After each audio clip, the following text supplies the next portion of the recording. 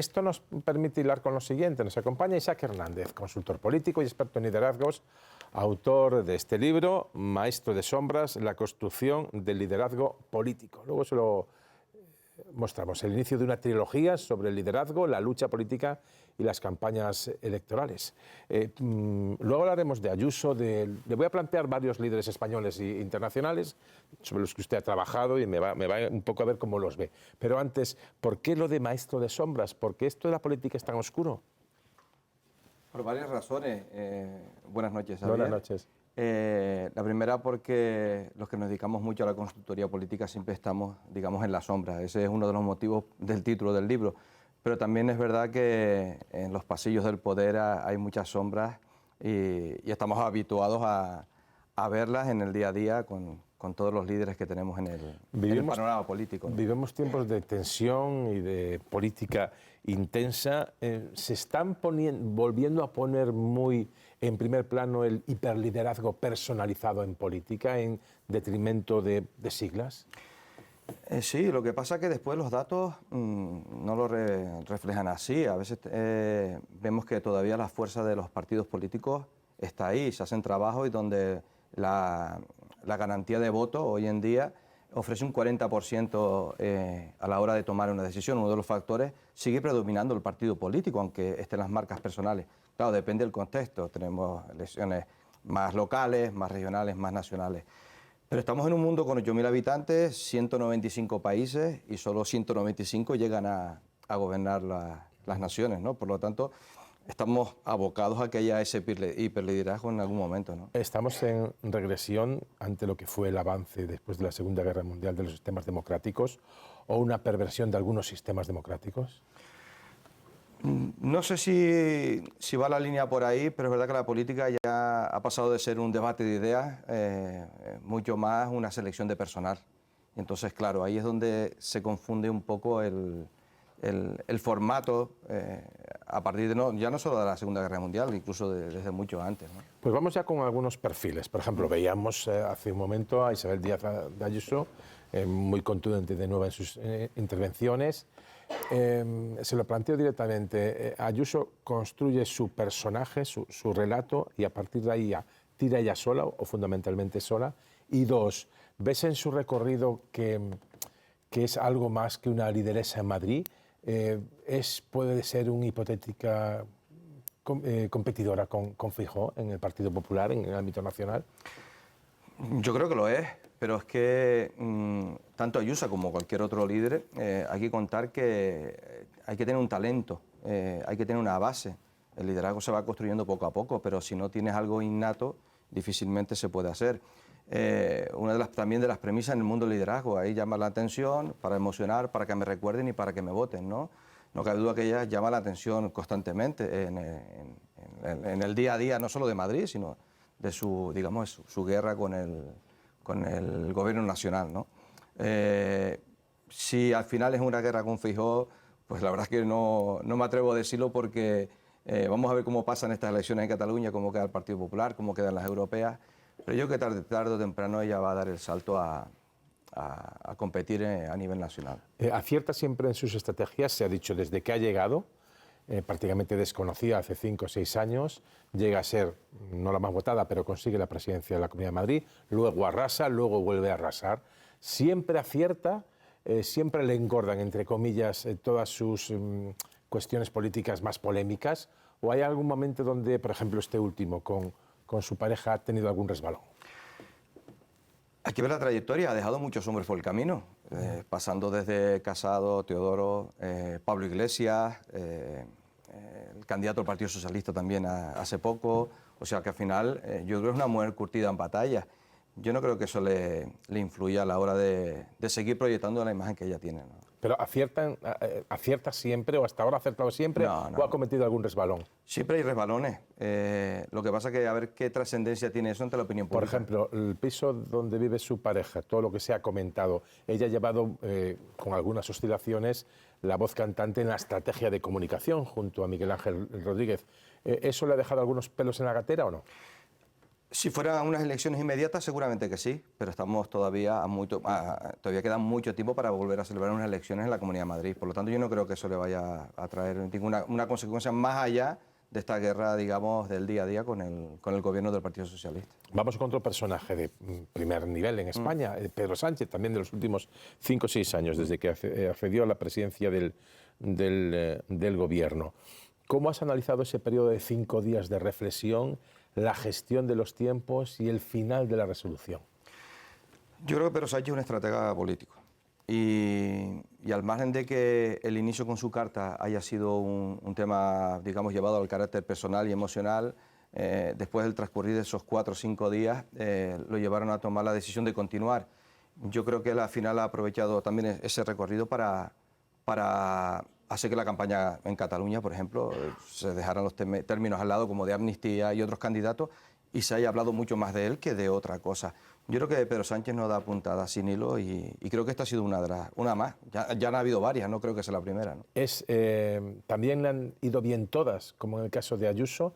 Esto, el inicio, no digo la resolución final, el inicio de ese anuncio y esa carta, por tu experiencia, toca más que de estrategia, más de impulso personal interiorizado de una decisión impulsiva porque hasta aquí hemos llegado?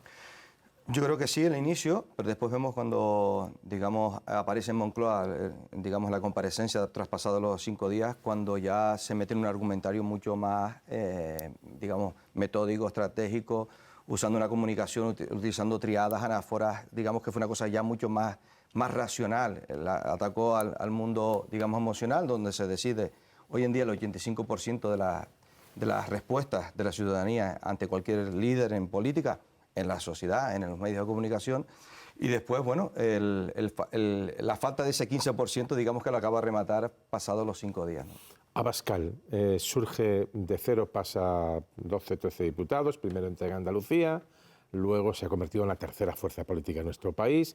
Se habla de que está de bajada, pero en Cataluña las encuestas le dicen que mantiene muy bien defendido su suelo electoral. Y se ha hablado también mucho de su asesoramiento, de Steve Bannon, de esa onda que va desde Trump a Bolsonaro, a Duterte, a Bukele, él mismo. ¿Funciona todo en el mismo sentido, todo ese mundo? Funciona, lo que pasa es que mantener el pool que pueda tener Abascal se hace muy difícil. Se ha quedado mucha gente por el equipo. No cabe duda que es un líder, pero con una tendencia mucho más autoritaria. Lo que pudo haber sido de inicio con Olona, con Espinosa, con toda aquella gente que se ha quedado muy recientemente, pues es la respuesta que no creo que le pinte muy bien Bastos a medio o largo plazo, porque para eso hay que mantener una constancia y yo creo que pasadas las elecciones de Cataluña ya veremos si se mantiene, ¿no? Tarde o temprano yo creo que tenderá a seguir un poco esa caída como la pudo tener Podemos, como la pudo tener Ciudadanos, etcétera, etcétera. Yo creo que estamos confluyendo en un bipartidismo otra vez, porque a lo largo de la historia ha sido así, ¿no? Yolanda Díaz, que coge de alguna manera el relevo de, y mira que están enfrentados, de Podemos y de Pablo Iglesias, que ha tenido un más que aceptable resultado electoral en las generales, mantiene 30 y pico diputados, le permite seguir siendo vicepresidente del gobierno, pero los resultados en Galicia, en el País Vasco ha conseguido un diputado. Vamos a ver ahora con el proyecto de los comunes. ¿Cómo ves la gestión de alguien como Yolanda Díaz, que tiene que hacer prácticamente un partido, sostener un partido con los apoyos territoriales y al mismo tiempo ser vicepresidenta del gobierno? Claro, yo creo que Yolanda Díaz jugó con el factor sorpresa cuando arranca con el proyecto de Sumar, fue una cosa innovadora en su momento, el mundo de la innovación atrae el voto de la abstención, aúna muchos partidos, pero yo creo que ahora mismo no acaba de encajar cuál es el discurso, digamos, final, ¿no? En las elecciones gallegas pues ha tenido muy malos resultados. En Canarias, de donde vengo yo también, pues tampoco ha sido el proyecto que digamos, ha entrado en el gobierno de Canarias. Por lo tanto, es un factor sorpresa, por lo tanto, llama la atención y cuando vienen las sorpresas de este tipo, pues claro, la gente al final... Antes de ir con la escena internacional, que también tratas en el libro, las catalanas, ya que estamos a 3 o 4 días de las elecciones catalanas, los personajes que más llaman la atención. Uno puede ser la tranquilidad de ella, digamos, superar el proceso con un discurso en los debates, en los mítines, en las entrevistas, tranquilo y sosegado. En Cataluña, escuchando, hablando con la gente y con su equipo, dicen, no, es que nosotros creemos que esto es lo que necesita ahora Cataluña, tranquilidad. Y luego tenemos más el histrionismo, desde en su día Waterloo, ahora desde la frontera prácticamente con Francia, de Puigdemont. Son los dos principales polos de atracción de estas elecciones y son muy distintos. Yo me acuerdo también cuando Gabilondo en Madrid se presenta, que también era el término de la tranquilidad, ¿no? con aquellos momentos de crispación, de la guerra política que había, ¿no? Son, de verdad, son dos polos opuestos, pero yo creo que ahora mismo, por lo menos los datos que yo manejo, la gente está necesitada de esa bajada de ritmo, de ruido político, y el que mejor lo refleja es Illa, ¿no? A mí Illa se me parece muchísimo a Rajoy. A Rajoy. A Rajoy en su la primera forma, vez que lo escucho, me parece interesante. porque me parece una persona que siempre tiene esa parsimonia, esa tranquilidad, esa forma de afrontar el que le viene, ¿no? Y al final es un hombre que siempre reflexiona. El otro día lo veíamos en el debate en las catalanas, pues que al final todos, entre comillas, casi todos contra él, ¿no? Porque tenemos un Pere Aragonés, pues bueno, que es mucho más altivo, cada uno tiene su yo es que en cuanto a la comunicación, y tú eres experto en comunicación política, no le he visto a ella en esos bucles lingüísticos en los que entra de vez en cuando. En esa parte no, pero la vida va a pasar y los problemas casi se solucionaban por sí solos, ¿no? Yo creo que en esa línea, pues ella el perfil que de los mejores valorados en el mundo de la política socialista. Por lo tanto, yo creo que tiene muchos visos de que al final, pues bueno, los resultados sean los que sean. Bueno, luego abro un poco la mesa para que podáis opinar, comentar, preguntar. Ya te digo que hay alguno que esto de comparar a Illa con Rajoy, como conoce muy bien a los dos personajes, no le encaja muy bien. Antes de ir con la política y con la esfera internacional, ¿todos los políticos se dejan asesorar igual en comunicación, que es tu especialidad, en la manera del gesto forma de dirigirse a los electores, o unos son más personales y llevan más su seño y cuña personal? Hay de todo. Hay políticos y políticas que se toman este tipo de trabajo como una carrera de fondo, formándose, entrenando, dejándose asesorar en cuestiones. Pero al final yo también por lo menos yo con las personas que he trabajado les digo que sean lo que son, o sea, que no hay que añadir, más bien es que quitar cosas, ¿no? Para que al final salga realmente la persona que es a relucir. Otros no se dejan para absolutamente para nada y por lo tanto, pues bueno, el tiempo coloca a todos en su sitio, ¿no? Vamos ahora con política internacional y vamos a enfrentar, pues, con todas las salvedades, a ella con Puigdemont en Estados Unidos, a Trump con Biden.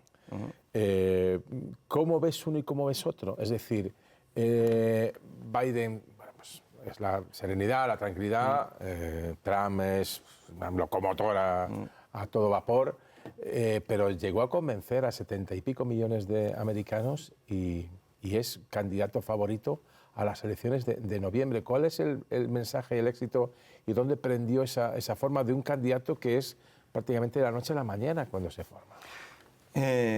Al final dice que las elecciones no se ganan ni en los medios ni en la calle, se gana en la mente del ciudadano, ¿no? Ese factor lo movió muy bien Trump porque se dirigió a un mundo extremadamente extrovertido como lo es él, ¿no? Ha sido capaz de capitalizar. Había un descontento muy grande en el país, por lo tanto él también supo enfocar su mensaje a ese tipo de descontento. Y no nos olvidemos que si tú vas a Estados Unidos, muchísima parte de la población de Estados Unidos se parece también mucho a Trump. Al final los líderes tienden a mimetizarse con la gente que le da la confianza. A cambio, si vas a Biden, pero Biden trabaja mucho más con el equipo que también tiene detrás. Una Kamala Harris, toda la vida, toda la vida, tiene otro tipo de configuración. Sus comparecencias suelen estar más arropadas por este tipo de personas y Trump, digamos, el caballero que va en contra de todos de manera solitaria, ¿no?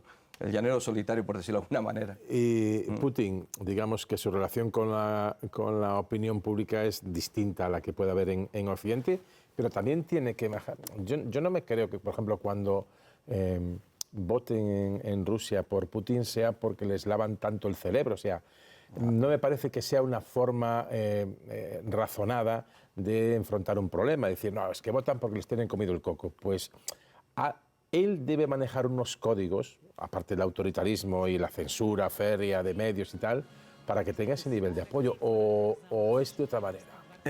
Yo creo que Putin, que hay una parte que no se suele nombrar en estas cosas, trabaja muchísimo el análisis del electorado, tiene equipos constantemente analizando en cada región, en cada esquina del país, qué es lo que quiere la gente, en qué momento, qué tipo de población se encuentra en esos lugares, y no solamente ese, digamos, liderazgo autoritario que tiene. Hay un ejemplo en el libro que es Nayib Bukele, ¿no? Que es un fenómeno muy reciente. Salvador, ¿no? Salvador, que capitaliza arrasando. el 80 y tantos por ciento de los votos, 1.800.000 votantes. En un aspecto concreto que es la seguridad, la lucha contra las maras, ¿no? Sí, la lucha contra las maras reduce el crimen en Latinoamérica En las plazas, sí. más que ningún otro país, donde creo que son 5 personas por 100.000 habitantes, digamos, el rango de asesinato. Y es la parte bien contrapuesta de Putin, ¿no? Es una democracia, pero es una democracia donde tiene el total del capítulo electoral, ¿no? ¿Milei? Pues Milei es un fenómeno que también yo creo que ha venido para quedarse. Sí, pero si no, fíjate que lo tenemos también en España, ¿no? Pero Hace muy digamos poco. que es común en algunos aspectos a algunos personajes de los que estamos hablando. Sí, sí, por lo que te comentaba de la importancia que tiene, al final la gente da la confianza porque pasa por una serie de fases. La primera es lo que te decía de llamar la atención. Si tú llamas la atención es que eres capaz de emocionar y por lo tanto que te recuerden y que te voten. No cabe ninguna duda que él ha sido disruptivo total y ha sido capaz de llamar la atención no solo en Argentina, sino en cualquier otro país, ¿no? Bueno, en España mira la que se ha montado. Sí. Bueno, abrimos la mesa. Gerardo Lorenzo, ¿querías hacer alguna observación con respecto a alguna comparación de nuestro invitado? No, vamos, yo lo he escuchado con mucha atención.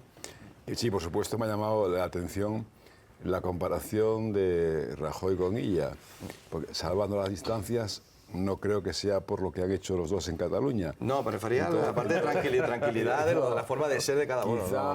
Quizá, a lo mejor en que los dos han ganado elecciones, uno ya las ganó y otro las puede ganar. Yo te seguía, hay un apunte que quería hacer, no sé si te ha pasado a ti. Bueno, a usted. A ti. Yo he tenido en la vida la oportunidad de hablarle muchas veces al oído a los políticos y de pasear con muchos políticos y poder darles al oído. Mi experiencia es que te reciben muy bien, te acogen muy bien y te quieren mucho antes de que lleguen al poder. Solo tú les dices la verdad, solo tú les corriges, les dices las cosas, cuánto mejoran, etcétera, etcétera. En cuanto adquieren un poco de poder y entra esa maquinaria alrededor, se acabó. Si es la vanidad, si otros eres el mejor, el más grande, el amo, otro tipo de cosas. Y dejan de coger el teléfono. Y la gente se pierde. No sé si tú has tenido esa experiencia, que yo sí la he tenido en mi vida. A mí me ha pasado en muchas ocasiones, porque al final, en ese momento, en esa trayectoria hasta llegar a como comenta, al poder, hay una relación estrictamente profesional. Por mucho que queramos, tarde o temprano se tiende también a mezclar ya el mundo personal, las relaciones, además el conocimiento de uno y otro. Y después no olvidemos una cosa, también la gente que están alrededor del círculo de la gente que llega al poder, ¿no? Que al final este tipo de personajes como yo, pues llegan a ser también una especie de piedra en el zapato. Aparecen los profesionales. Sí, y entonces, pues cuando le dices a un candidato que no está bien que este argumento sea así, o en este momento, o que vaya al mitin de esta forma o demás, pues al final te convierte en una especie de enemigo público, ya no solo del que está, sino de todo lo que está alrededor, ¿no? Sí, muy breve. Yo quería preguntarte por las debilidades de los políticos, sobre todo de los más poderosos. Te lo digo al calor de lo que pasó hace 2 semanas con todo un presidente de gobierno que se toma 5 días para reflexionar y nos expone su flanco débil, nos lo dibuja en una carta, nos lo retrata en una carta que publica en Twitter.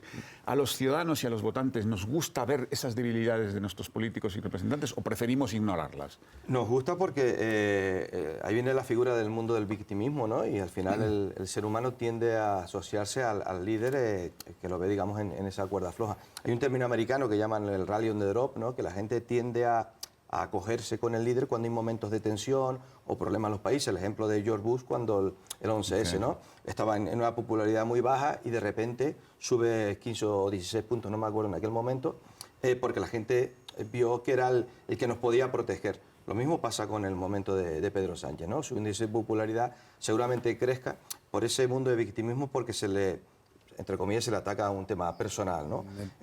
Dicen que política, cuando quieras atacar, tienes que atacar al punto fuerte, no al punto débil, porque ahí es donde te está esperando siempre, ¿no? El castillo, ¿no? Las torres donde van a entrar, tú tienes ahí tus mejores guardianes, pero lo que estoy seguro que nadie se esperaba era que pues atacara a la figura de su señora, ¿no? de Begoña, ¿no? Una pregunta, Elsa, Sí, y concluimos. Bueno, yo iba por aquí, ¿no? Pensaba en este movimiento de Pedro Sánchez, ¿no? Porque ya han pasado unos días como para analizarlo mejor, ¿no? Y entonces tú dirías que más que debilitarle, lo ha reforzado en su liderazgo. Yo creo que lo ha reforzado porque tenemos unas elecciones muy rápidas. Si quizás no hubiera algún comicio electoral cercano, habría que ver cómo andaría esto, ¿no? Yo creo que lo reforzó porque tanto fue así que, digamos que dice que continúa. Lo que no sabemos si esa decisión la tenía tomada 5 días antes o 5 días después, ¿no? Vamos enseguida con Marta Portero y las previsiones para mañana. Alejandro, ¿se te ocurre alguna reflexión con respecto a la comunicación y el asesoramiento político a los candidatos? En ese mapa que usted dibuja en su libro, ¿qué incidencia tienen los medios de comunicación? Perdón, no te escuché. ¿Qué incidencia tienen los medios de comunicación y sobre todo el auge de ese fenómeno que hemos llamado la desinformación? Ese es un estudio hace un año, prácticamente, al acabar las elecciones de mayo municipales del año pasado. ¿Y por qué la gente vota en España? El 40% es el partido, 20% candidato, 15% resto del equipo, 15% aproximadamente los medios de comunicación tradicionales y solo un 5% las redes sociales. Estamos tan obsesionados con el mundo digital y hay una vida mucho más allá de la pantalla del teléfono, ¿no? Todavía la televisión, radio, medios tradicionales, prensa, pues tiene una capacidad de decisión de voto pues mucho más superior que la que puede tener las redes sociales. Bueno, Isaac Hernández, que es autor de este libro, que vamos a volver a enseñar a pantalla, ahí lo tienen, Maestro de Sombras. Es el primero de 3 ensayos sobre la comunicación política, y desde luego que lo recomendamos como todos los libros que pasan por aquí. Isaac, muchísimas gracias y muy buenas noches. Gracias y buenas noches. Vamos.